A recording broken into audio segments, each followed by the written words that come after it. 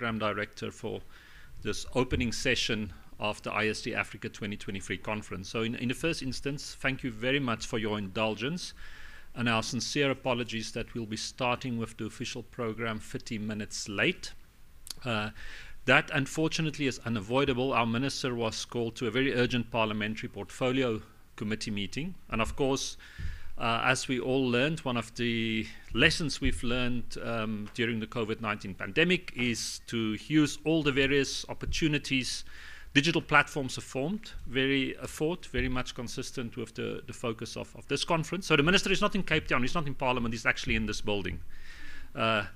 Speaking to our portfolio committee in a room next door, and he's going to be with us in the next 3-4 minutes, and then we will start the program. So again, this is not the minister personally and the department. We do not like not being careful with people's time, because we value your time. We know that your presence here today is an investment of your time.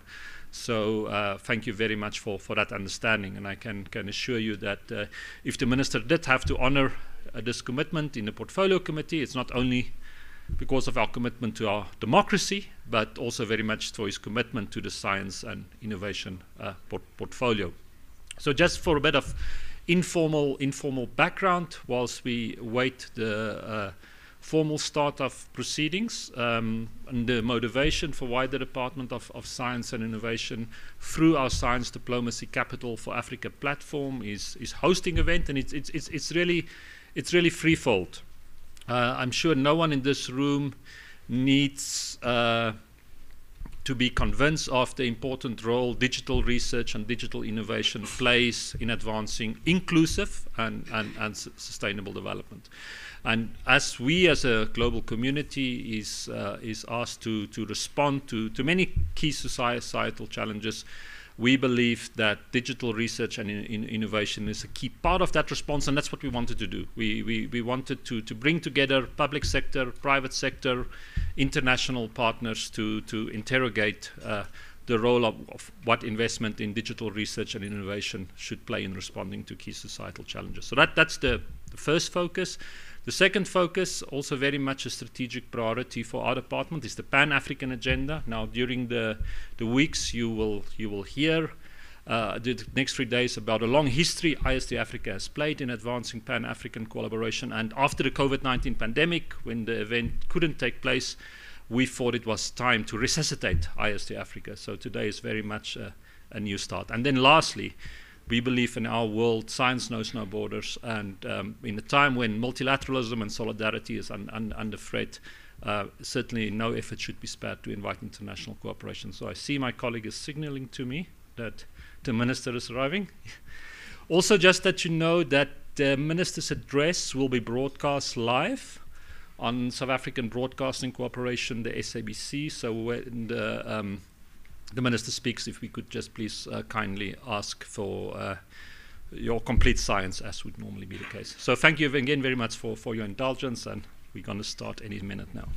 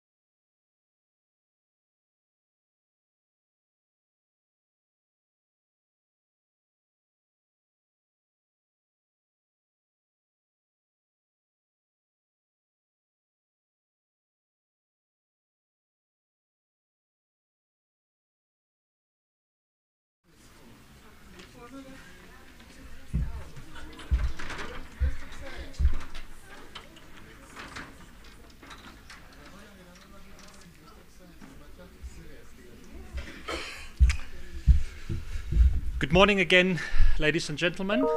Specifically, would like to acknowledge the presence of South Africa's Minister for Higher Education, Science and Innovation, His Excellency Dr. Thibaut Nzimande, who has afforded us the privilege of enjoying time with him this morning for the opening session of IST-Africa 2023. Honourable Minister, we've already discussed with the audience the very important reasons why we are gathered here today. But as I invite you to deliver your welcoming speech, perhaps may I just emphasize why this event is so important for three key strategic priorities which Minister Nzimande is championing in South Africa. First of all, it's the digital economy and how we use research and innovation to advance that digital economy. You will know it's one of the key priority areas of South Africa's new decadal plan. The Minister is also firmly committed and is investing a lot of his time to advance the Pan-African agenda for research and innovation, a truly African-owned agenda where Africa invests in its own capabilities, and that's very much aligned with our focus here.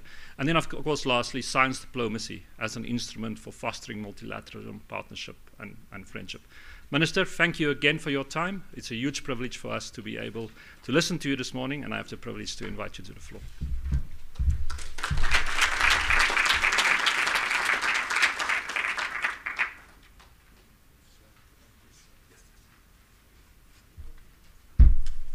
Yeah, I was getting worried and that you expect me to stretch my leg that side. And I always complain, you know, that there is very serious discrimination in South Africa against people who are not so tall. Don't say short people. You know, at least this podium looks much better because I can see you here. Normally, I normally see people who are way over there. Thank you very much, Mr. Thibaut, our DDG, responsible for international relations in the Department of Science and Innovation. Let me start by greeting Her Excellency Ambassador Sandra Kramer, the EU's ambassador to South Africa and head of the EU delegation to South Africa in absentia. And of course, we appreciate the very good cooperation we have with the EU and South Africa as well as the continent.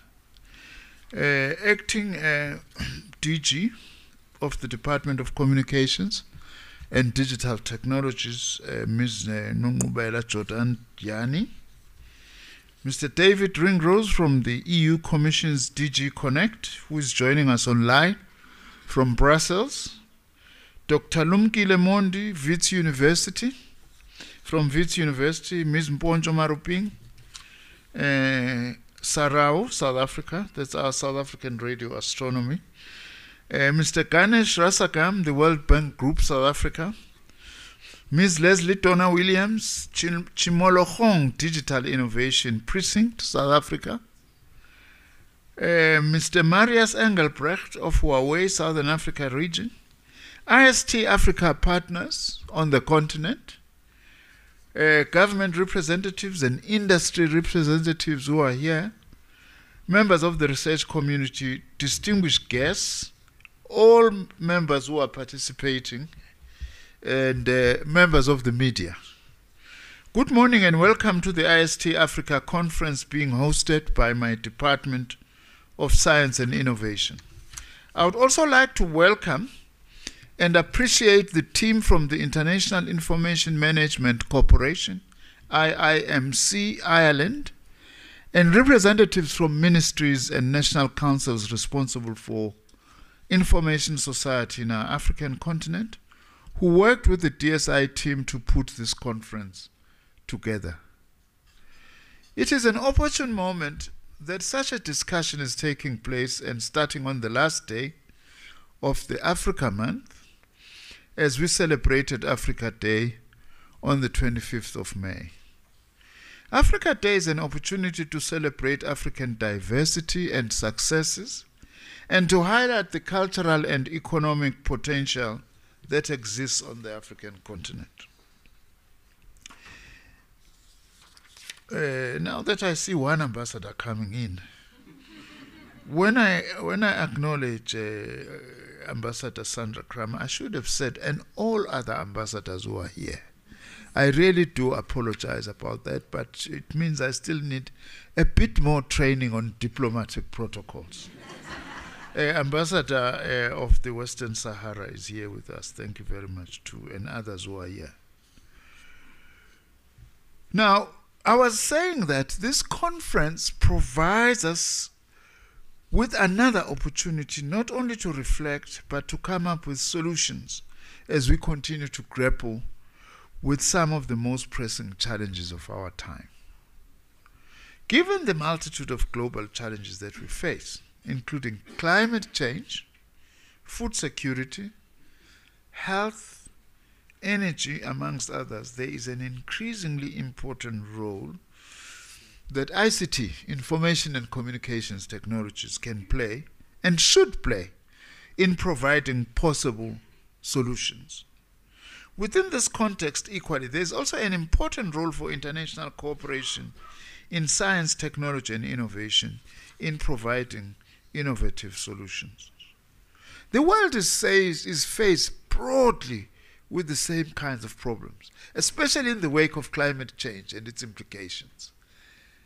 But the impact of these global challenges on the African continent, they take a particularly unique form, which is why there is a need for an African research agenda to tackle African problems, some of whom are global problems, but with particular impact on our continent. I'm saying this also because, ladies and gentlemen, science knows no borders. It's very important to say this. Always remember on COVID, Dan, this American friend of mine always says that some of the developed countries were wanting to provide vaccines, prioritizing themselves, as if any pandemic can be contained and be dealt with in one part of the country, of the world, and not the rest. This American friend of mine says that is like we are all swimming in a swimming pool and then we say, here is a corner that we are reserving for those who want to pee, and hope that the rest of the swimming pool won't be affected. Just as science knows no boundaries, problems that we are facing, many of them, like the age of pandemics that we have entered into, knows no boundaries. It is for this reason that the theme, for instance, for my budget vote, which I tabled in Parliament last week, was using science, technology, and innovation to grow our country and together resolve its challenges. South Africa's investment in science, technology, and innovation, which if I can share this with you for a bit, is driven by our government's objective to accelerate sustainable and inclusive economic growth. It's a global problem as well. We need global and inclusive economic growth. It's something very important to also use science to fight against unequal and uneven development in the world. That is why, by the way, when we hosted the World Science Forum in December last year, its theme was Science for Social Justice. It's very important.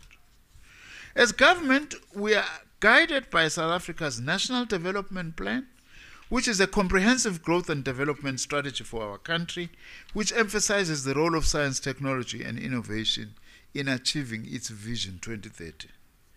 Through our white paper on science and innovation, our government has adopted what we call a whole-of-society approach to innovation, which is implemented by our 10-year strategy, 2021 to 2031, which we call the Decadal Plan, which is the implementation mechanism of our white paper and has become one of the key instruments for South Africa's economic reconstruction and recovery plan, and also as part of building a capable state.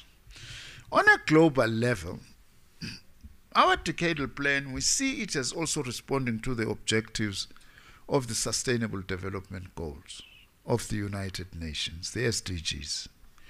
One of the key objectives of our decadal plan include accelerating the implementation of the Pan-African Science Technology Innovation Agenda and focusing on inclusivity, transformation, SMME support, and job creation, amongst others. As South Africa, we are absolutely clear. We are not an island. We are part of the African continent. Whatever advantage we may have, the fact that we've got the single largest public university system and the single largest science infrastructure on the continent means that those platforms must also be used for the development of the continent as a whole, over and above our own national objectives. As a department, we recognize that there's been rapid technological change, driven primarily by technology that enables the fusion of the physical and digital worlds. To adequately respond to this rapid technological change, the decadal plan has identified a number of what we call five foundational digital domains. That is, firstly, artificial intelligence, robotics, and cybernetics. 2, augmented or virtual or mixed reality. 3, modeling and simulation. 4, blockchain and cybersecurity. And 5, Internet of Things and cloud computing, in which South Africa will focus its resources in the next 10 years. The aim is to build foundational capabilities in these domains over the next 10 years.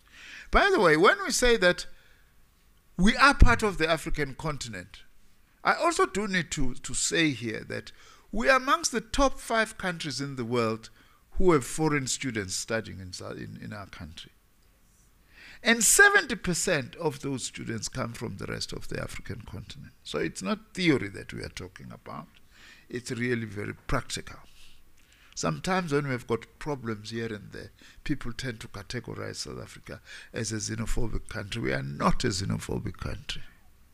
We are part of the African continent. It's very important.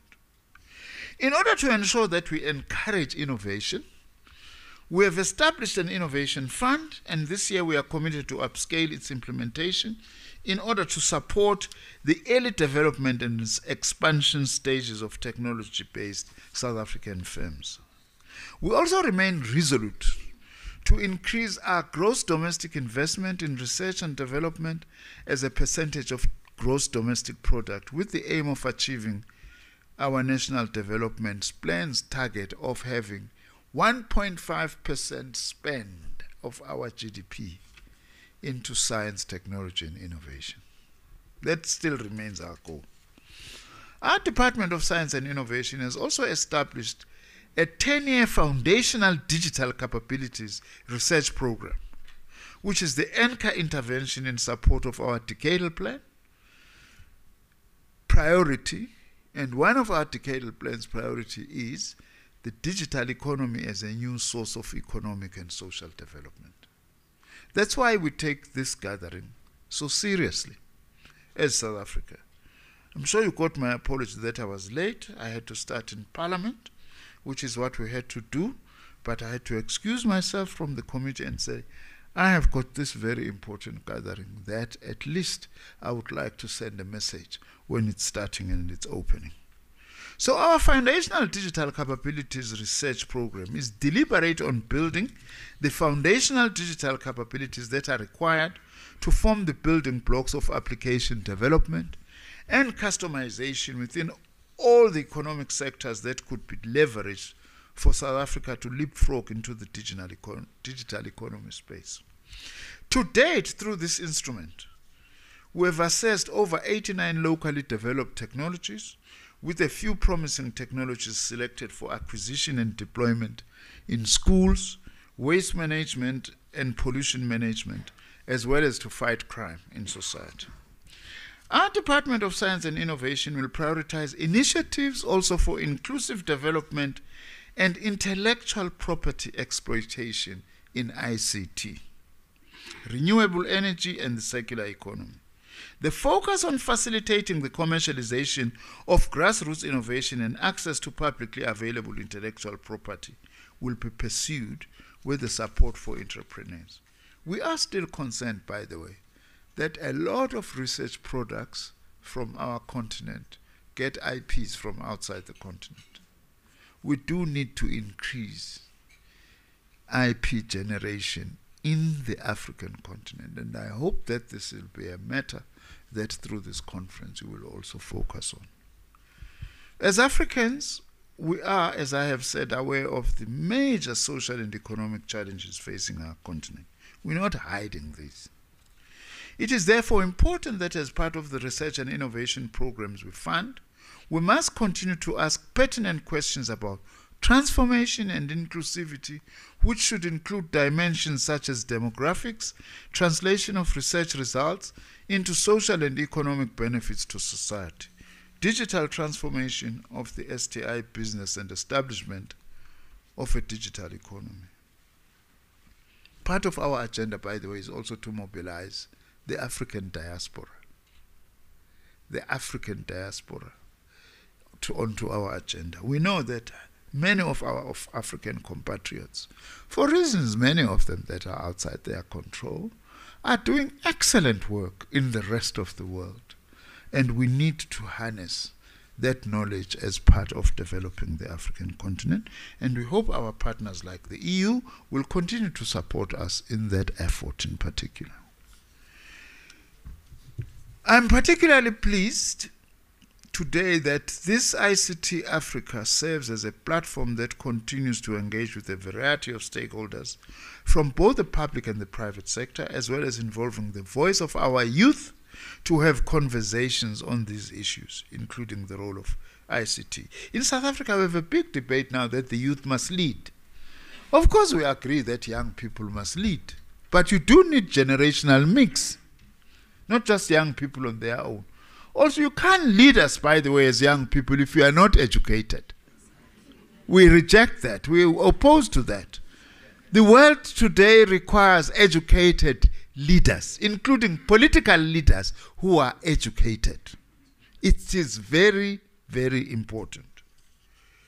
I've also noticed that discussions over the coming days will also focus on themes such as e-health, societal implications of technology, next generation computing, and cybersecurity.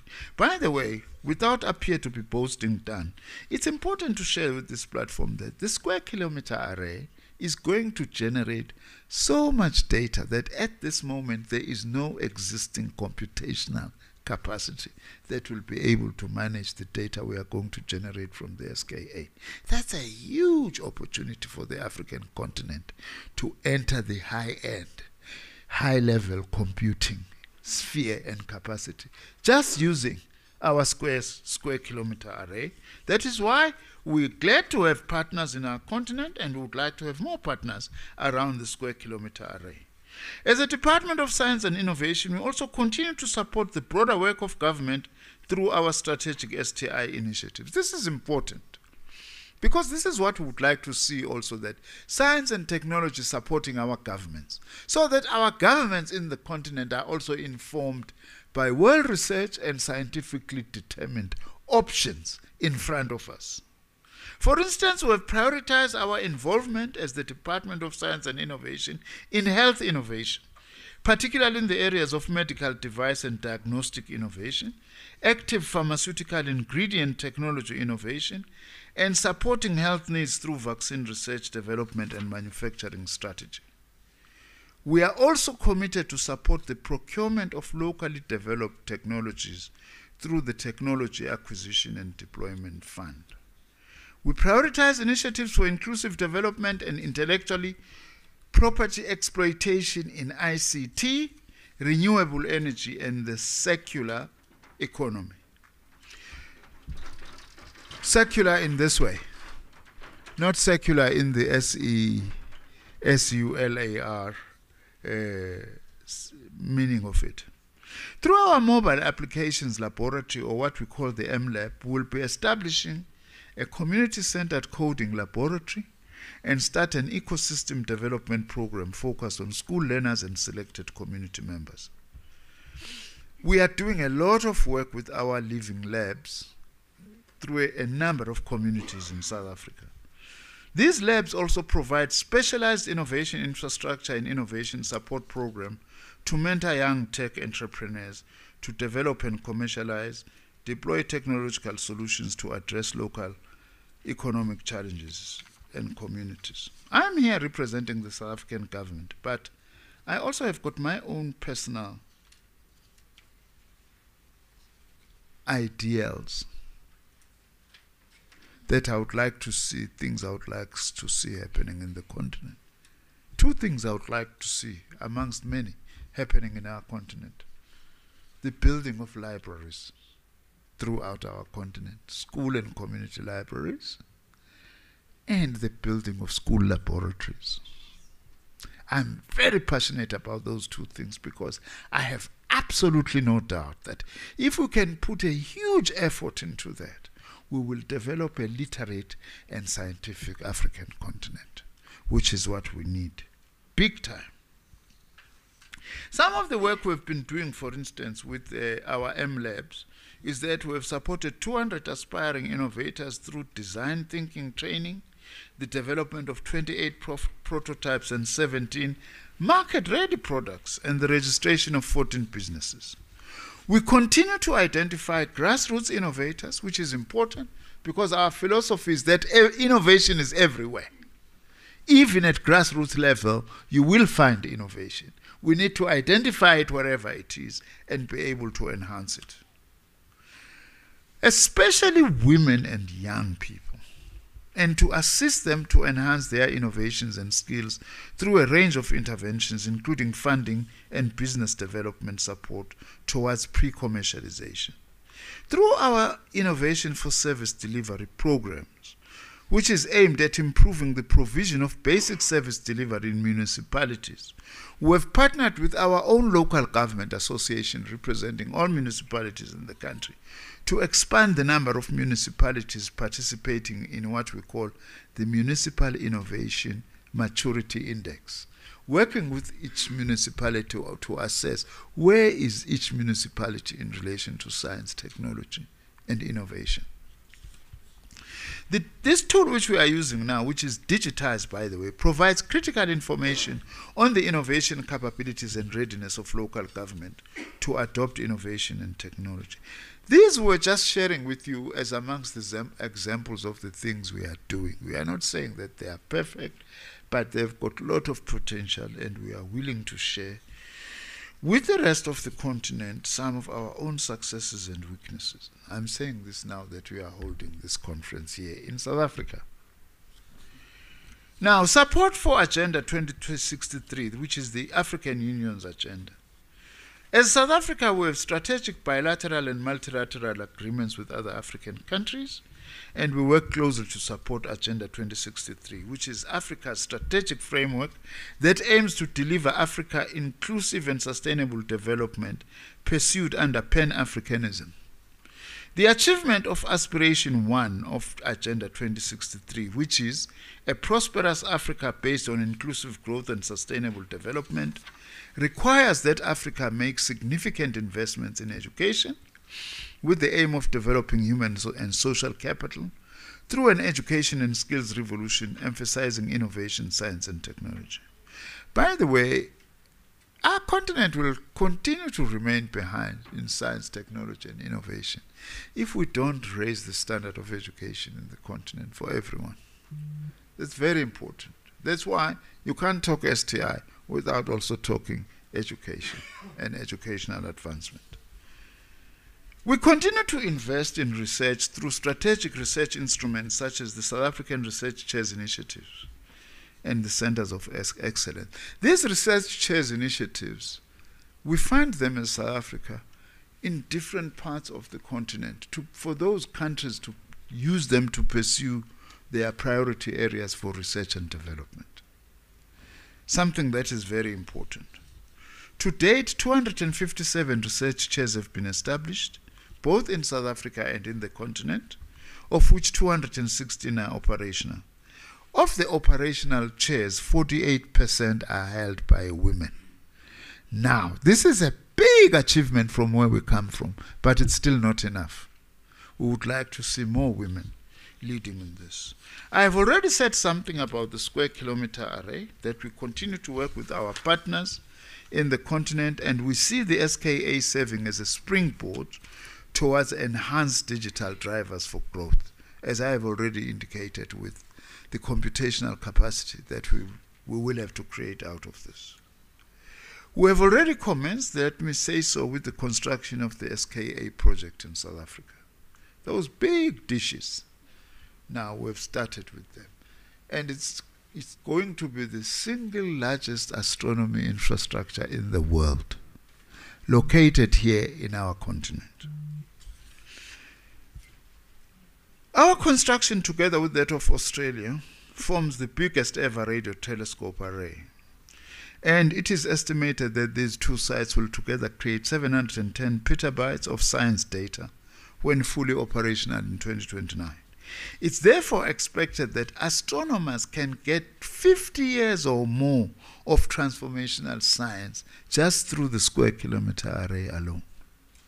This initiative is expected to boost science awareness and outreach, stimulate science tourism in the region, and create employment.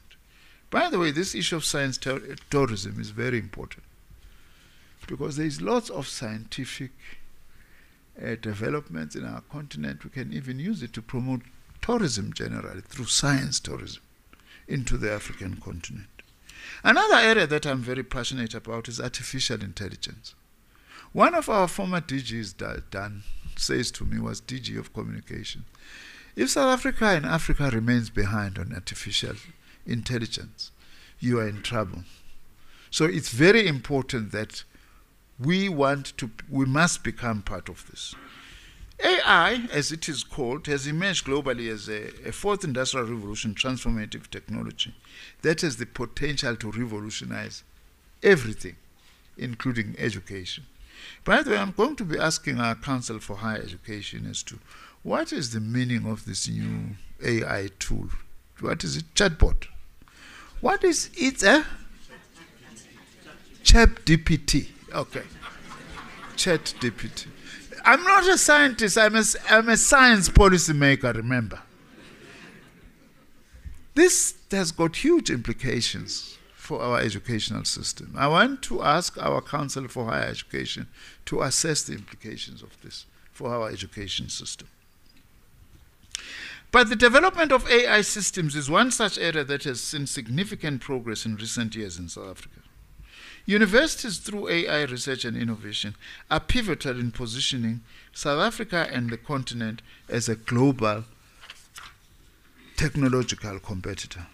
As the Minister responsible for education and training, the White Paper for Post-School Education and Training acknowledges that as digital technologies have become more accessible, it is therefore critical to incorporate this element into conceptualizing different modes of education and training provision. My strong belief, we must not just be users of AI, we must also be contributors to AI ourselves. We must also be innovators, and we are quite capable of doing so as the African continent. We have got a number of initiatives in South Africa on AI around which we would like to actually engage and share and partner with the rest of the continent. For example, we are developing AI capacities in the manufacturing value chain, healthcare, farming and agriculture, and food processing. Some of these initiatives are working together with the AI Institute of South Africa, which has got a great potential even to help fight the problem of youth unemployment by imparting the much-needed modern skills that will turn them into job creators, innovators, and shapers of this 21st century. A number of catalytic projects that we have established in this area. In conclusion, I hope that the objectives of the IST-Africa will contribute to, amongst other things, the following: strategic engagements in the continent, with the continent, on international research, innovation, and policy cooperation, fostering greater coordination of ICT-related research and innovation activities, knowledge sharing, capacity building, and skills transfer between IST-Africa partner countries, enhance global engagements, including through the Africa-EU Strategic Partnership, Madam Ambassador, that is ICT-enabled research and innovation supporting sustainable development, and also out of this gathering also begin to reflect and enrich the supporting of science, technology, and innovation strategy for Africa, STISA 2024. I also hope that the conference engagements over the next few days will also serve to strengthen partnerships and cooperation in STI within our continent. It is through such partnerships that we will enrich the global scientific knowledge base to address our global challenges and build lasting international partnerships. I always say this to people, that developing science, technology, and innovation, including ICT technologies on the African continent to solve Africa's problems, that will actually contribute not just to knowledge in Africa, it will contribute to global knowledge, even how to deal with problems that the rest of the world had not started grappling with. But by grappling with them in the African continent, we are able to contribute to knowledge. As an African continent, our ambition is to be producers and not just consumers of knowledge. As a minister, I'm also committed to work with my counterpart in the continent to establish what one may call an Africa Research Fund to support research and development priorities for our African continent, an African research agenda supported by the diaspora and our partners like the EU. I would lastly like to encourage you to network throughout the conference. That's very important in order for all of us to see the impact of IST-Africa 2023 conference in action going forward. Thank you very much, and I wish you a successful conference.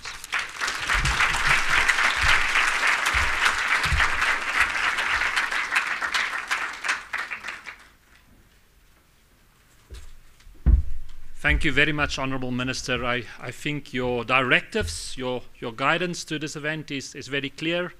Our deliberations should be focused on ensuring that research and innovation is sensitive to the needs of our society to advance social justice. We should be celebrating the success of African research and innovation and advance that Pan-African agenda. And I think most importantly also, Minister, as you concluded, we should use this opportunity for reinforcing global solidarity and friendship. Minister, with your permission, I would like to invite Mr. Paul Cunningham, who is the Director of the IST-Africa Partnership, just to present to Minister a small token of appreciation on behalf of the IST-Africa partners. Paul, please.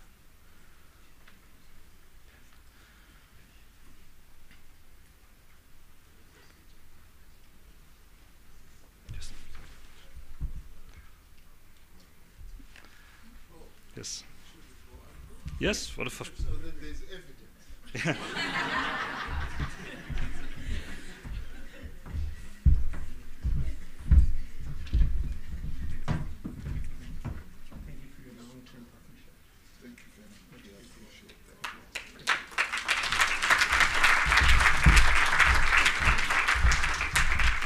Indeed, Minister Nzimande acknowledged, and Excellency, the Honourable Ambassador from the Western Sahara joined us, but I also noticed in the audience a few other members of the diplomatic community has joined us, the Ambassador of Mexico amongst others. Also the strong support from our partners at the Embassy of the People's Republic of China, Finland, the United Kingdom, many others. So please do not feel affronted. I see our Canadian friends there as well, if we have not acknowledged. We really see our vision of our capital city of Tshwane being a science diplomacy capital for Africa being achieved today, bringing the diplomatic community and the scientific community together. IST-Africa has a long and a proud history. First event was organized in this very building in 2006, just when Dr. Phil Majwacha, our DG, was appointed for the first time.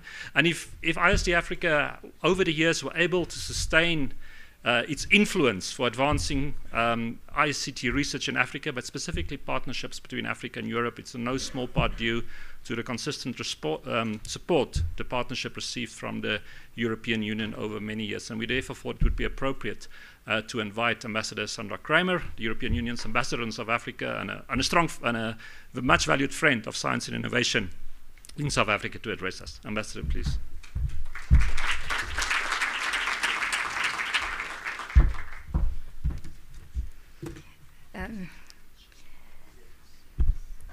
Good morning, everybody.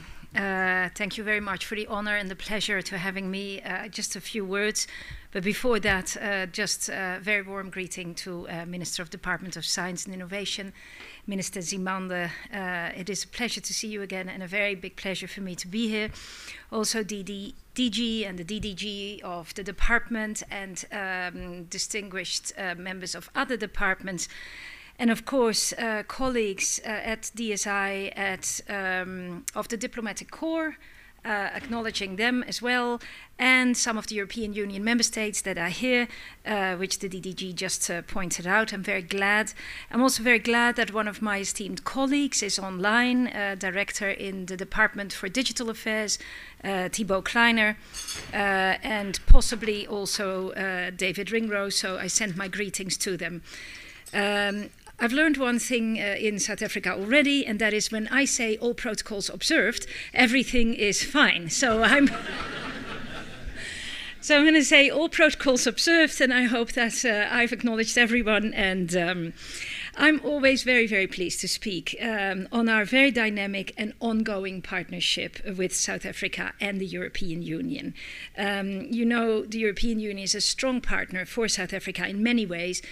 There's 27 member states of the European Union, and 22 are represented in South Africa. We have a very strong contingency here. And we place research and innovation at the very center of our development and growth priorities, especially also towards the Sustainable Development Goals. And our partnership is demonstrated in the very dynamic exchanges and innovations that are supported through the European Union's Horizon Europe program, as well as the strategic partnership that the EU enjoys with South Africa, only 1 out of 10 in this world. So let me bring 3 points to your attention, very briefly. Number 1, South Africa is currently ranked 8 out of the 200-something countries in terms of budget share and participation of the funding received from the Horizon Europe program. So South Africa, for a total of 28 million, is currently participating in various research projects where institutes and individuals, academics, researchers are joining for projects supported through the Horizon program. We have a strong partnership, as you said, Minister, and we're proud of it. Number 2, also at the regional level, we've established a dialogue on research and innovation between the EU and the Africa Union. And that shapes regional and continental priorities and strategic areas of partnership in fields such as mentioned by the Minister: science, technology, innovation, but also space, green energy, maritime, biodiversity, health sciences, engineering. We, for example, are organizing on the 15th of June in Cape Town an Africa Union, European Union Innovation Festival. And for all those here, you are most welcome, of course, to join. There are 4 areas that I wish to highlight, which are flagships under our Science, Technology and Innovation program, namely the Africa Union, European Union Innovation Agenda, the Earth Observation and Space, regional centers of excellence in the areas of green transition, and the AU-EU flagship on data governance. Now, number 3, here in South Africa particularly, we support our friends at the Department of Science and Innovation through a program specifically aimed to establish a vibrant and cohesive national system of innovation. This is an ecosystem that allows knowledge, research and innovation to flow into other areas of the economy, but also the government and civil society, towards a more knowledge-driven country. And that support program for the National System of Innovation is valued at 16 million euros, and it led to the development of new technologies that improve the delivery of public services and increase the uptake of innovative solutions at various levels of the public sector in South Africa. Ladies and gentlemen, digital technology is changing people's life rapidly around the globe. Who would have thought a couple of decades ago that we would only need one handheld device, a mobile phone, to do our grocery shopping, our banking, our correspondence, prove that we're vaccinated, stream music, watch anything at any time, and the list goes on. Digital technologies are changing people's lives in ways that we do not yet fully comprehend. IE is one of them, and the ChatGPT is definitely something we need to look into, Minister. The next thing we know, it writes our speeches. We, however, understand the significant effect that the rate of connectivity and digitalization is having on all areas of human life and the environment. The European Union digital strategy aims to make this transformation work for people and business, while helping to achieve the target of a climate-neutral Europe by 2050. So I must underline that we're determined to make this digital decade a reality and see in South Africa an important partner in this ambition. And in partnership with South Africa, we will take action in setting standards that are human-centric and that leverage data, technology and infrastructure to make sure no one is left behind. In other words, we must make sure that we bridge the digital divide that exists between different communities and different countries. It's access to hardware and software and in connectivity so that digitalization can contribute to sustainable production and consumption patterns and towards reducing persistent inequalities. So, ladies and gentlemen, I'd like to wish, first of all, IST-Africa a very good restart after the COVID break. I really hope that, again, this particular event will travel across Africa and that we are constantly feeding each other with information, with ideas, with the innovation and the science that is needed. I'd like to thank you for the opportunity and the honor to speak to you all today, and you have a very heavy program ahead of you, so I wish all of you very exciting and very insightful days ahead. And I just would like to say to the Minister and the Department of Science and Innovation, your motto, making it possible, is our motto as well, making it possible in Africa, for Africa. Thank you very much.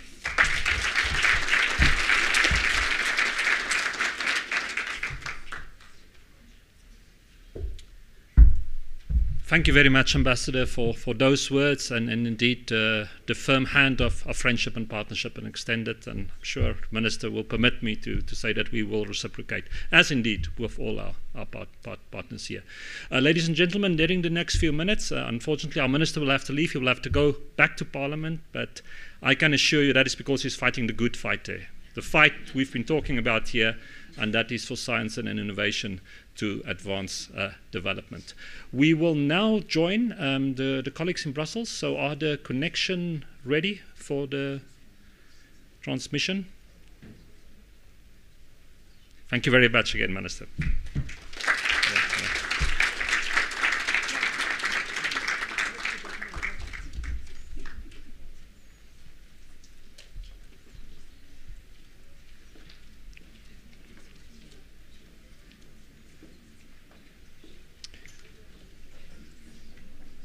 It's always a bit ironic at an event focused on digital technology that we have challenges.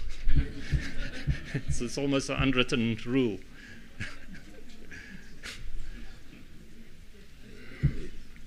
Can I just get a signal from someone if what is happening?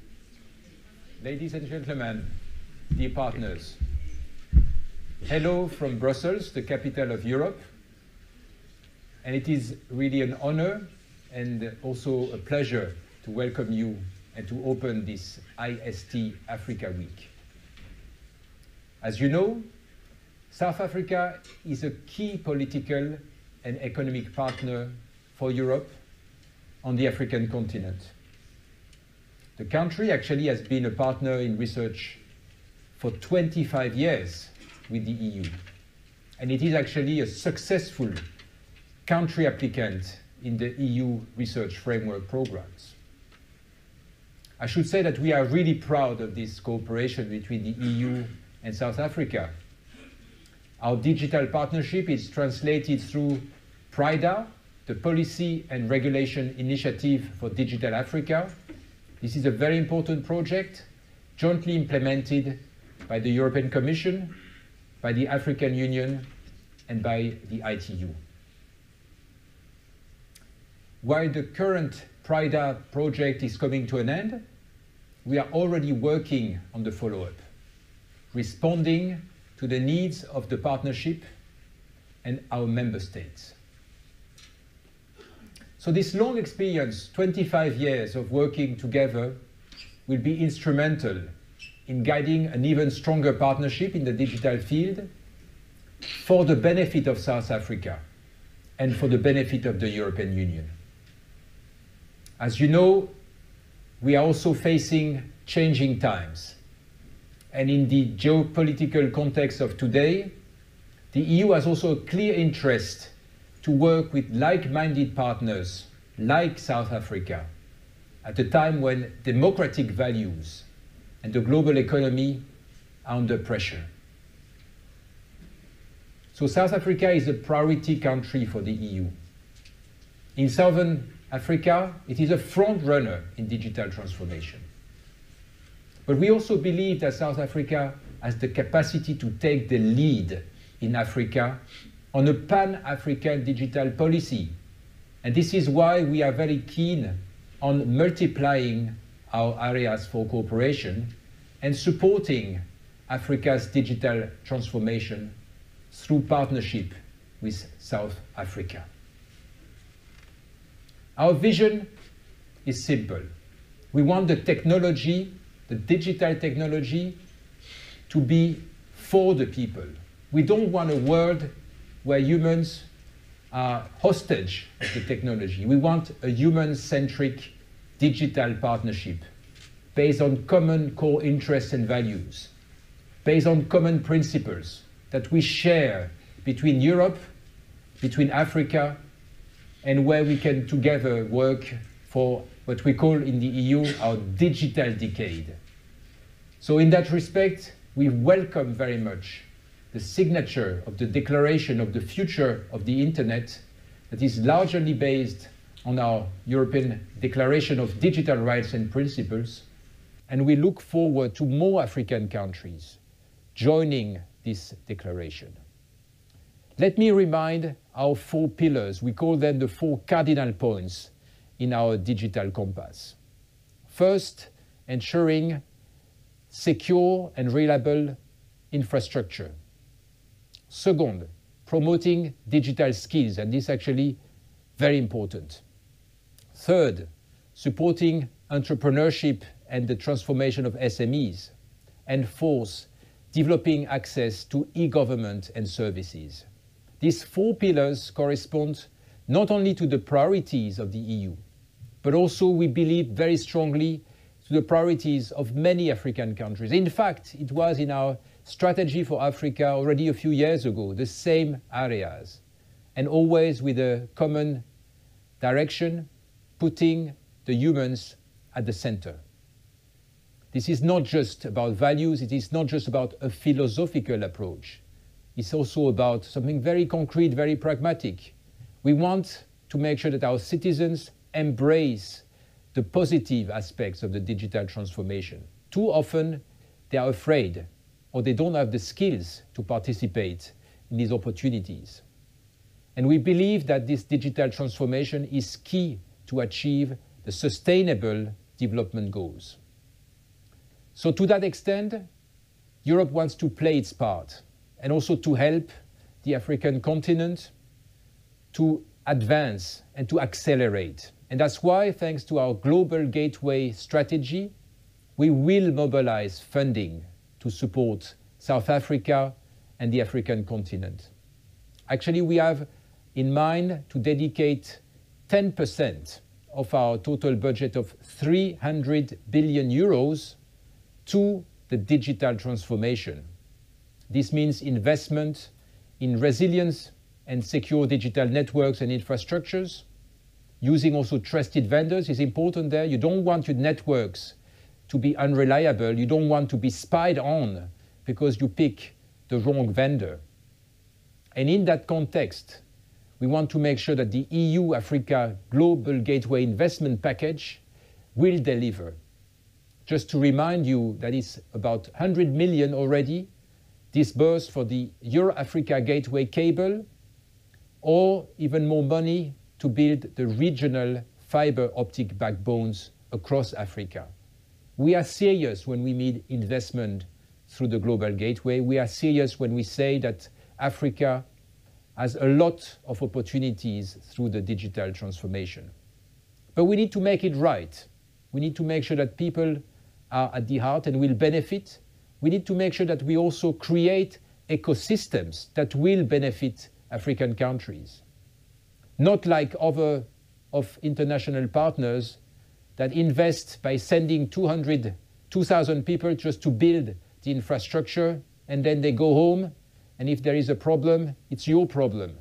This is not the European vision. What we believe is that we build partnerships, we help investing, but first and foremost, we help yourself to develop your own ecosystems, your skills, and your future. So in that respect, I would flag the 5G toolbox as an important tool so that cybersecurity is also at the heart of our networks, and so that you make sure in Europe, but also in Africa, that the networks deliver what they should. Today, you have the opportunity to interact with many of the partners. And I would commend really the African business communities. We are talking about vibrant entrepreneurs. We are talking about leaders that are making an impact on the African continent. We are talking about business partners for Europe as well. And just to recall that during the EU-South Africa Ministerial Political Dialogue of January 2023, ministers reviewed the strategic partnership on areas of mutual interest. And one of the ideas was really to make business together and to use the digital transition to enhance our benefits on the two sides of our two continents. So it is time now for all of us to work for this vision. And we all know that South Africa, as a key member of the African Union, has the capacity to take the lead and to make sure that through Smart Africa Network, through the D4D Hub, we can work together for a better future. So ladies and gentlemen, once again, many thanks for inviting me, and I wish you a fantastic event, fantastic discussions, and just to repeat that the EU is by your side as a partner and also as an opportunity for further work and further investment. Thank you.